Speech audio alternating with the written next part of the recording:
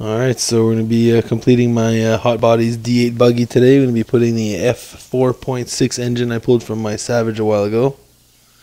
Putting 2 servos in my DSM Spectrum receiver. Be doing a high torque Airtronics digital servo. Pulled this guy out of my crawler. A little bit too big, but it's all I had laying around. I'm going to be changing that up once I get my high-tech 645s. And put that in. I guess the outside screws on the both of the servos, even the throttle servo and the steering servo, it's like a floating mount system, kind of hard to get in. Needed to use a needle nose to push that in. Got that done. Put the servo horns on. All the wires, servo leads are all tucked in. They're going to be pushed back in the receiver box. I did things a little bit different. Usually they put a battery up front and the receiver out back, but I flipped it around because I don't want that to be stationary. One's with body clips and the other one's screwed in. So the one that's screwed in, I decided to put the receiver in.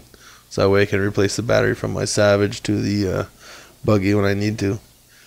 So I went ahead, drilled the hole, put the antenna tube through. Then here I'm putting the aluminum servo horn on the servo. Same for the throttle brake servo. So I had to put those washers for spacing with the rotor start because it kind of snagged at the back a little bit.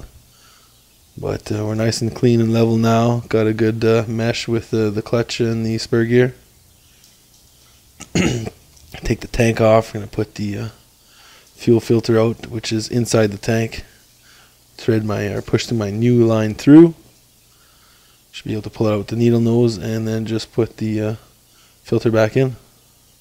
Hangs in like that. Put this guy back, 2 screws holding the tank.